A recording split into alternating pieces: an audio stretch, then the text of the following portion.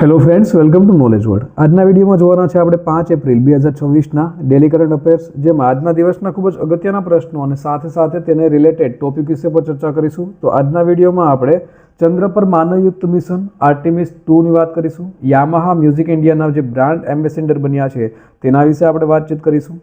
US major league ક્રિકેટમાં જોડાનાર પ્રથમ ભારતીય, માહિતી અને પ્રસારણ મંત્રાલયના સચિવ, power grid corporation of India લિમિટેડના CMD અને બર્માના રાષ્ટ્રપતિ અને આંતરરાષ્ટ્રીય ખાંડ જાગૃતિ દિવસ અને બીજા અન્ય પ્રશ્નો વિશે વિગતવાર ચર્ચા છે તે કરીશું. તો શરૂઆત કરીએ આજના વિડીયોની. પ્રથમ પ્રશ્ન છે કે તાજેતરમાં માહિતી અને પ્રસારણ મંત્રાલયના સચિવ તરીકે કોણે કાર્યભાર સંભાળ્યો છે? તો ઓપ્શન આપેલા છે. તો હાલમાં જ માહિતી અને પ્રસારણ મંત્રાલયના સચિવ તરીકે ચંચલ કુમાર છે, તેઓના દ્વારા કાર્યભાર છે તે સંભાળવામાં આવ્યો છે. માટે ઓપ્શન નંબર બી છે તે આપણો જવાબ આવશે. તેના વિશે વાત કરીએ તો સ્ક્રીન ઉપર જોઈ શકો છો, આ છે ચંચલ કુમાર. અને 1 એપ્રિલ 2026ના રોજ શ્રી ચંચલ કુમારે માહિતી અને પ્રસારણ મંત્રાલયના સચિવ તરીકેનો કાર્યભાર છે તે સંભાળ્યો છે. અને તેઓ 1992 બેચના બિહાર કેડરના IAS અધિકારી છે. અને તેઓના દ્વારા સંજય જાજુ છે તેઓનું સ્થાન તેઓએ લીધું છે. અને તેઓએ IIT કાનપુરથી BTech અને MTechની ડિગ્રી મેળવી છે. અને સાથે સાથે પટના યુનિવર્સિટીમાંથી અર્થશાસ્ત્રમાં PhD છે તે પણ કર્યું છે. હવે બીજી અગત્યની આપણે નિમણૂક વિશે વાત કરીએ તો હાલમાં જ પિયુષ આનંદ છે તેઓની NDRF એટલે કે રાષ્ટ્રીય આપત્તિ પ્રતિભાવ દળમાં મહાનિર્દેશક તરીકે એટલે કે ડાયરેક્ટર જનરલ તરીકે નિમણૂક છે તે કરવામાં આવી છે. સાધ્વી નિરંજન જ્યોતિએ NCBCના અધ્યક્ષ તરીકે કાર્યભાર છે તે સંભાળ્યો છે. નોકિયા ઇન્ડિયાએ સમર મિત્તલને તેના કન્ટ્રી બિઝનેસ લીડર તરીકે નિયુક્ત કર્યા છે. તો ઓપન AI દ્વારા કિરણ મણી છે તેઓને એશિયા પેસિફિક માટે MD તરીકે નિયુક્ત કર્યા છે. પુનિત ગુપ્તા જેઓ DNPAના નવા અધ્યક્ષ બન્યા છે. તો ડૉક્ટર સંજય તિવારી જેઓને નવા રચાયેલા રાષ્ટ્રીય દંત આયોગના પ્રથમ અધ્યક્ષ તરીકે નિયુક્ત છે તે કરવામાં આવ્યા છે. ત્યાર પછી જોઈએ તો તાજેતરમાં યામાહા મ્યુઝિક ઇન્ડિયાના બ્રાન્ડ એમ્બેસેડર તરીકે કોની નિમણૂક કરવામાં આવી છે? તો હાલમાં જ આમાં AR રહેમાન છે તેઓની યામાહા મ્યુઝિક ઇન્ડિયાના બ્રાન્ડ એમ્બેસેડર તરીકે નિમણૂક કરાઈ છે. માટે ઓપ્શન નંબર બી આવશે. તેના વિશે જો વાત કરીએ તો સ્ક્રીન ઉપર જોઈ શકો છો, આ છે વિશ્વવિખ્યાત સંગીતકાર AR રહેમાન. અને હાલમાં જ યામાહા મ્યુઝિક ઇન્ડિયા દ્વારા તેઓને બ્રાન્ડ એમ્બેસેડર તરીકે નિમણૂક છે તે અપાઈ છે. અને AR રહેમાન છે તેઓ યામાહાના મેડ ઇન ઇન્ડિયા અભિયાન હેઠળ તૈયાર થતા સંગીતના સાધનોને પ્રમોટ કરવામાં મદદ કરશે. હવે બીજા અગત્યના આપણે બ્રાન્ડ એમ્બેસેડરની વાત કરીએ તો હાલમાં જ જે રવિન્દ્ર જાડેજા છે તેઓ ક્રિકેટર છે અને તેઓને સિટી યુનિયન બેંકના પ્રાથમિક બ્રાન્ડ એમ્બેસેડર તરીકે નિયુક્ત કર્યા છે. પંકજ ત્રિપાઠી તેઓ સ્ટેટ બેંક ઓફ ઇન્ડિયાના જનરલ ઇન્સ્યોરન્સના બ્રાન્ડ એમ્બેસેડર તરીકે નિયુક્ત થયા છે. મેબેલાઇન ન્યૂયોર્ક દ્વારા કિયારા અડવાણી તેઓને ભારત માટે તેના બ્રાન્ડ એમ્બેસેડર તરીકે નિયુક્ત કર્યા છે. તો મહેન્દ્રસિંહ ધોની જેઓ બજાજ પુણે ગ્રાન્ડ ટૂર 2026 માટે ગુડવિલ એમ્બેસેડર બન્યા છે. જાહ્નવી કપૂર જેઓ ન્યૂ બેલેન્સના પ્રથમ ભારતીય એમ્બેસેડર તરીકે નિયુક્ત થયા છે. તો પરાદીપ ફોસ્ફટ દ્વારા રાહુલ દ્રવિડ છે તેઓને તેના બ્રાન્ડ એમ્બેસેડર તરીકે નિયુક્ત કર્યા છે. તો દીપિકા પદુકોણ છે તેઓને કેન્દ્રીય આરોગ્ય અને પરિવાર કલ્યાણ મંત્રાલયના પ્રથમ માનસિક સ્વાસ્થ્ય એમ્બેસેડર તરીકે નિયુક્ત છે તે કર્યા છે. અને ભારત ઇન્ટરફેસ ફોર મની, આ ભીમ એપ્લિકેશનનું ફૂલ ફોર્મ છે ભારત ઇન્ટરફેસ ફોર મની, એટલે કે ભીમ પેમેન્ટ એપના બ્રાન્ડ એમ્બેસેડર તરીકે ભારતીય ક્રિકેટ ટીમના પૂર્વ કેપ્ટન મહેન્દ્રસિંહ ધોની છે તેઓની નિયુક્તિ કરાય છે. તો કેન્દ્રીય ગૃહ મંત્રાલય દ્વારા પ્રખ્યાત જે રેતી કલાકાર છે સુદર્શન પટનાયક તેઓને વસ્તી ગણતરી 2027 માટે બ્રાન્ડ એમ્બેસેડર તરીકે નિયુક્ત છે તે કરવામાં આવ્યા છે. ત્યાર પછી જોઈએ તો તાજેતરમાં ભારતનો પ્રથમ સ્વદેશી કોલસામાંથી એમોનિયમ નાઇટ્રેટ પ્રોજેક્ટ કયા રાજ્યમાં સ્થાપિત થયો હતો? તો આ છે તે ઓડિશા રાજ્યમાં સ્થાપિત છે તે થયો છે. માટે ઓપ્શન નંબર ડી આવશે.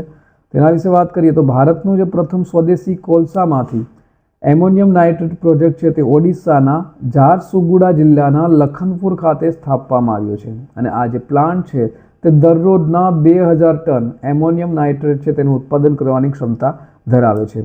હવે ઓડિશાની સ્થાપના ક્યારે થઈ? તો 1 એપ્રિલ 1936ના રોજ ઓડિશા છે તેની સ્થાપના થઈ હતી. અને 1 એપ્રિલ જે ઉત્કલ દિવસ તરીકે પણ ઉજવવામાં આવે છે અને સાથે સાથે ઓડિશા રાજ્યનો સ્થાપના દિવસ છે.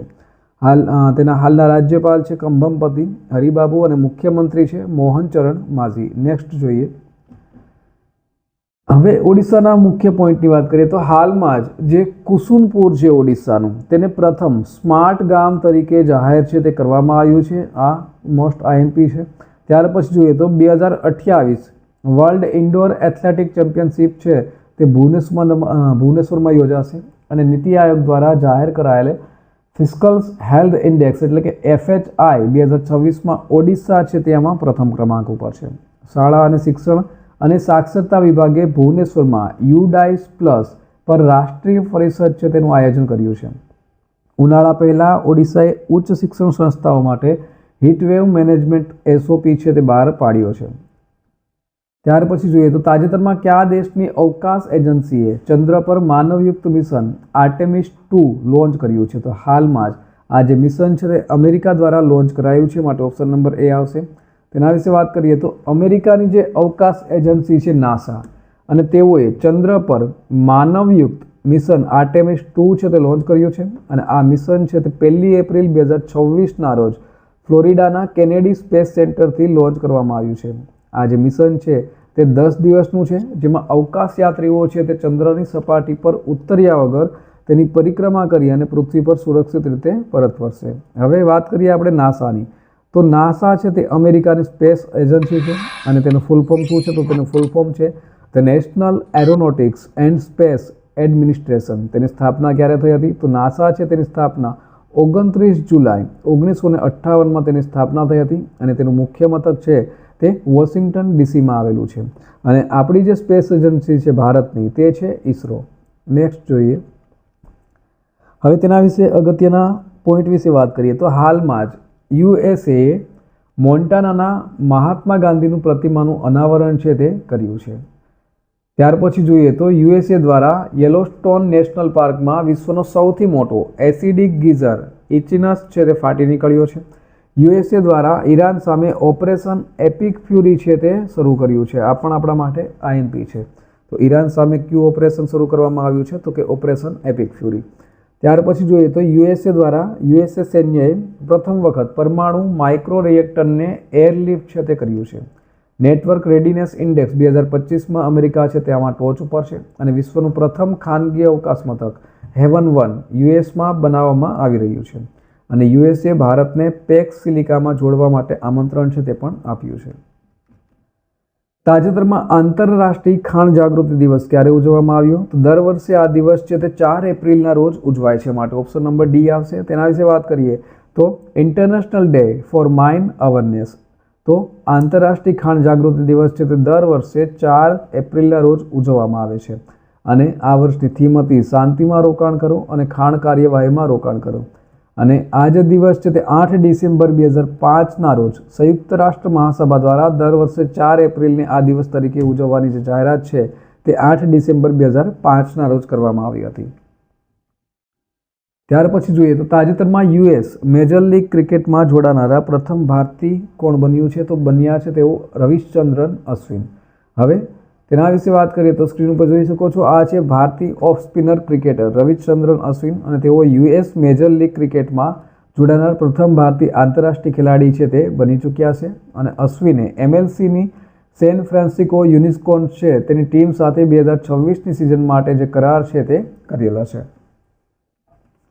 નેક્સ્ટ જોઈએ તો તાજેતરમાં કયા દેશના ખેલાડી રાશી વાન ડેર ડુસેન આંતરરાષ્ટ્રીય ક્રિકેટમાંથી નિવૃત્તિની જાહેરાત કરી છે? તો તેઓ દક્ષિણ આફ્રિકાના છે, માટે ઓપ્શન નંબર C આવશે. તેના વિશે વાત કરીએ તો સ્ક્રીન ઉપર જોઈ શકો છો, આ છે દક્ષિણ આફ્રિકાના સ્ટાર બેટ્સમેન રાશી વાન ડેર ડુસેન અને તેઓ 2 એપ્રિલ 2026ના રોજ આંતરરાષ્ટ્રીય ક્રિકેટના તમામ ફોર્મેટમાંથી નિવૃત્તિની જાહેરાત છે તે કરી છે. તેઓનું જે પદાર્પણ છે તે 2018માં 29 વર્ષની ઉંમરે તેનું આંતરરાષ્ટ્રીય ક્રિકેટમાં પદાર્પણ છે તે થયું હતું અને ODIની વાત કરવામાં આવે તો તેની 50થી વધુ રનની સરેરાશ છે અને દક્ષિણ આફ્રિકાના ઇતિહાસમાં AB ડિવિલિયર્સ પછી બીજા ક્રમે છે. નેક્સ્ટ જોઈએ, તાજેતરમાં power grid corporation of India લિમિટેડના CMD તરીકે કોની નિમણૂક કરવામાં આવી છે? તો હાલમાં જ BV રામમોહન છે તેઓની power grid corporation of India લિમિટેડના CMD તરીકે નિમણૂક કરાઈ છે, માટે ઓપ્શન નંબર આવશે. તેના વિશે વાત કરીએ તો સ્ક્રીન ઉપર જોઈ શકો છો, આ છે BV રામમોહન અને તેઓની power grid corporation of India લિમિટેડના નવા ચેરમેન અને CMD તરીકે મુરાવંશી રામમોહન છે તેઓની નિમણૂક કરાઈ છે. તેઓનો જે પદ છે તેનો કાર્યકાળ 31 જુલાઈ 2030 સુધી રહેશે અને તેઓએ ડૉક્ટર રવિન્દ્ર કુમાર ત્યાગી છે તેનું સ્થાન લીધું છે. ત્યાર પછી જોઈએ તો તાજેતરમાં મીન આંગ લિએંગ ને કયા દેશના રાષ્ટ્રપતિ તરીકે નિયુક્ત કરાયા છે? તો તેઓને હાલમાં જ મ્યાનમાર દેશના રાષ્ટ્રપતિ તરીકે નિયુક્ત કરાયા છે. તો ઓપ્શન નંબર એ આવશે. હવે તેના વિશે વાત કરીએ તો સ્ક્રીન ઉપર જોઈ શકો છો, આ છે મીન આંગ લિએંગ અને તેઓ મ્યાનમાર એટલે કે બર્માના રાષ્ટ્રપતિ તરીકે નિયુક્ત કરાયા છે અને 3 એપ્રિલ 2026ના રોજ મ્યાનમારની સંસદ દ્વારા તેઓને 11મા રાષ્ટ્રપતિ તરીકે ચૂંટવામાં આવ્યા છે.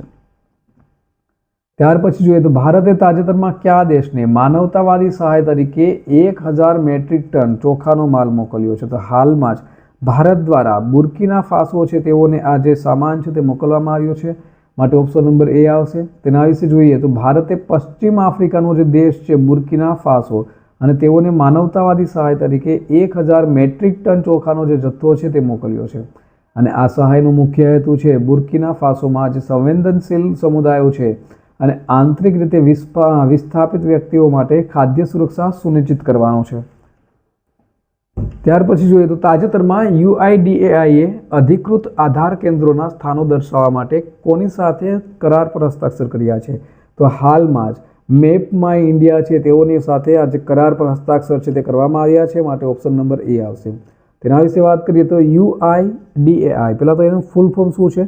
તો તેનું ફૂલ ફોર્મ છે unique identification authority of India અને તેઓના દ્વારા અધિકૃત આધાર કેન્દ્રોના સ્થાનો દર્શાવવા માટે મેપ માય ઇન્ડિયા છે તેની સાથે અને ગૂગલ સાથે કરાર કર્યા છે અને 1 એપ્રિલ 2026ના રોજ જે UIDAI છે તેઓએ મેપ માય ઇન્ડિયા સાથે સમજૂતી કરાર પર હસ્તાક્ષર કર્યા છે અને આ જે કરાર છે તેમાં દેશભરના અધિકૃત આધાર કેન્દ્રોની વિગતો છે તે આમાં એટલે કે મેપ માય ઇન્ડિયાની મેપલ્સ એપ છે જેમ તમે સ્ક્રીન ઉપર જોઈ શકો છો તેના ઉપર જોઈ શકાશે. ગઈકાલે પૂછાયેલા પ્રશ્નનો જવાબ જોઈ લઈએ તો ગઈકાલે પૂછ્યો હતો કે તાજેતરમાં IPL ઇતિહાસમાં ચેઝ કરતી વખતે 4000 રન બનાવનાર પ્રથમ ખેલાડી કોણ બન્યું છે? તો હાલમાં જ જ્યાં ચેઝ કરતી વખતે વિરાટ કોહલી છે તેઓએ 4000 રન બનાવ્યા છે, માટે ઓપ્શન નંબર એ આવશે. અને ત્યાર પછી જોઈએ આજનો સવાલ. તો આજનો સવાલ છે તાજેતરમાં કયા દેશ દ્વારા વિશ્વની પ્રથમ ડિજિટલ વસ્તી ગણતરી શરૂ કરાઈ છે? તો ઓપ્શન આપેલા છે. ઓપ્શન નંબર એ ચીન, બી અમેરિકા, સી ભારત અને ડી જાપાન. તો આનો સાચો જવાબ કોમેન્ટ બોક્સમાં કોમેન્ટ કરી અને જણાવવાનો રહેશે અને હા, તમે પ્રશ્નનો જવાબ છે તે વિગતવાર લખીને પણ જણાવી શકો છો. તો આ સાથે આજના દિવસનો જે વિડીયો છે તે અહીં પૂર્ણ થાય છે. બીજા અગત્યના વિડીયોની લિંક છે તે અહીં સ્ક્રીન ઉપર આપેલી છે અને માર્ચ 2026 મહિના માટેના જે બંને ભાગો છે કરંટ અફેરના તે પણ અહીં સ્ક્રીન ઉપર આપેલા છે.